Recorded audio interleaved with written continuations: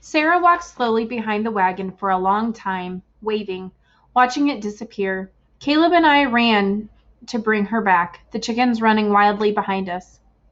"What shall we name them?" asked Sarah, laughing as the chickens followed us into the house. I smiled. I was right. The chickens would not be for eating. And then Papa came, just before the rain, bringing Sarah the first roses of summer. A soft rumble of thunder sounded. Papa looked up at the clouds. "Today? Can we begin today?" asked Sarah. "Tomorrow is best," said Papa, looking worried. "I have to fix the house roof. A portion of it is loose, and there's a storm coming." "We?" said Sarah. "What?" Papa turned. "We will fix the roof," said Sarah. "I've done it before. I know about roofs. I'm a good carpenter, remember? I told you." There was thunder again, and Papa went to get the ladder. "Are you fast?" he asked Sarah. "I'm fast and I am good," said Sarah, and they climbed the ladder to the roof. Sarah, with wisps of hair around her face, her mouth full of nails, overalls like Papa's, overalls that were Papa's. Caleb and I went inside to close the windows. We could hear the steady sound of hammers pounding the roof overhead. "Why does she want to go to town by herself?" asked Caleb. "To leave us?" I shook my head, weary with Caleb's questions. Tears gathered at the corner of my eyes, but there was no time to cry, for suddenly Papa called out, "Caleb! Anna!" We ran outside. We saw a huge cloud, horribly black, moving toward us over the north fields. Papa slid down the roof, helping Sarah after him. "A squall!" he yelled to us. He held up his arms, and Sarah jumped off the porch roof. "Get the horses inside," he ordered Caleb. "Get the sheep, Anna, and the cows. The barn is safest." The grasses flattened. There was a hiss of wind, a sudden pungent smell. Our faces looked yellow in the strange light.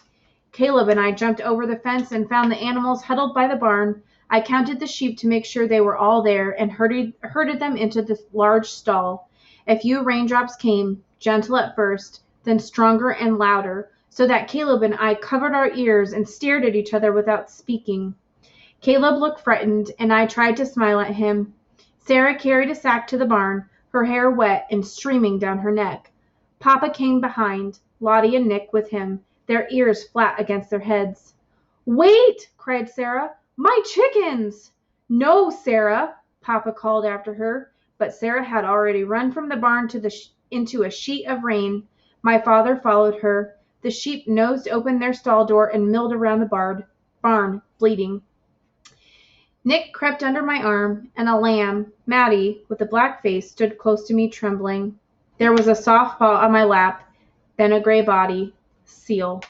And then, as the thunder pounded and the wind rose and there was a terrible crackling of lightning close by, Sarah and Papa stood in the barn doorway, wet to the skin. Papa carried Sarah's chickens. Sarah came with an armful of summer roses. Sarah's chickens were not afraid, and they settled like small red bundles in the hay. Papa closed the door at last, shutting out some of the sounds of the storm. The barn was eerie and half-lighted, like dusk without a lantern.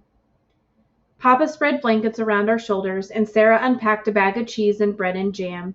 At the very bottom of the bag were Sarah's shells. Caleb got up and went over to the small barn window. "What color is the sea when it storms?" he asked Sarah.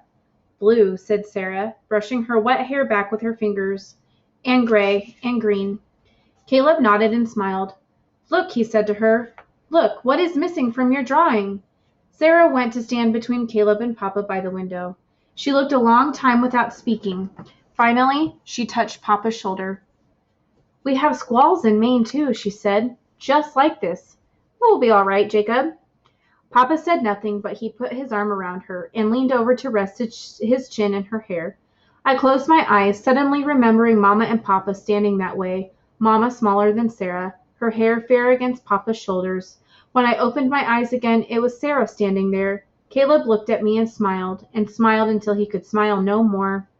We slept in the hay all night, waking when the wind was wild, sleeping again when it was quiet, and at dawn there was a sudden sound of hail, like stones tossed against the barn.